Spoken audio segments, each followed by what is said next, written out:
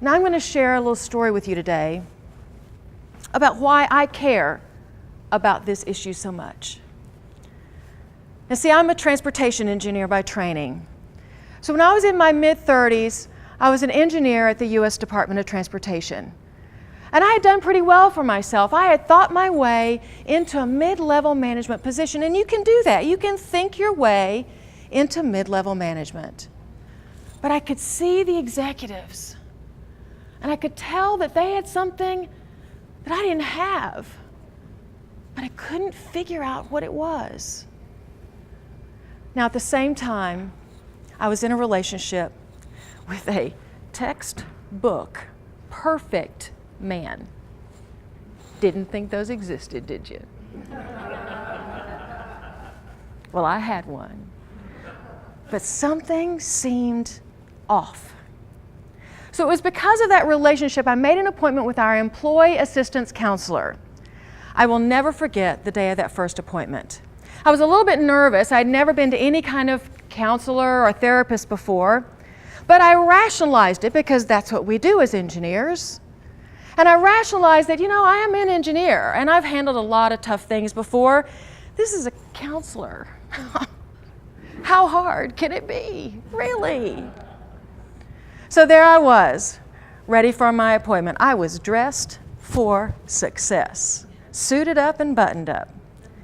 And at the time of my appointment, I picked up my day timer. Remember those? Yeah? Checked it off. Employee assistance appointment. Checked that off my list.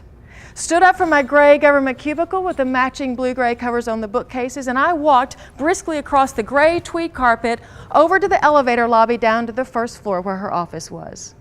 You could hear my heels go click, click, click across the gray linoleum.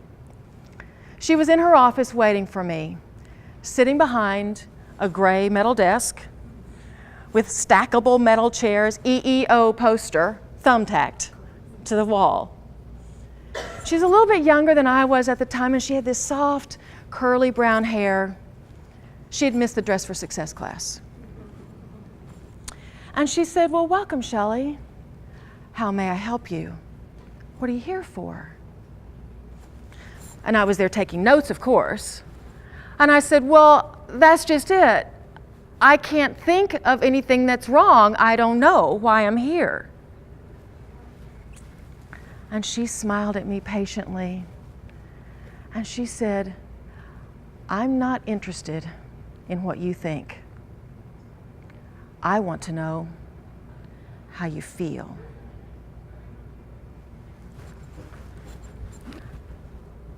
How I feel? How I feel?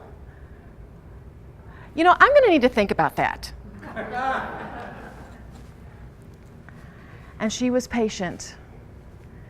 She said, "Use words a child would use: happy, mad, sad, glad." And before I could think about it, I heard myself say sad. Sad. I feel sad.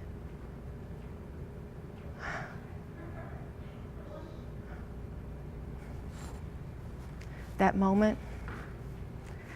moment changed my life. That moment launched me on years of self-exploration and personal discovery. And in those years of personal discovery, I learned I could not think my way to the top. If I was going to be successful in my career, I couldn't just think and act. I had to think, feel, and act. And I began practicing what it was like to feel. And it worked. Over time, I got to that executive level. I got my dream job at the Department of Transportation. And that's me. But let's see what those other 75 leaders had to say.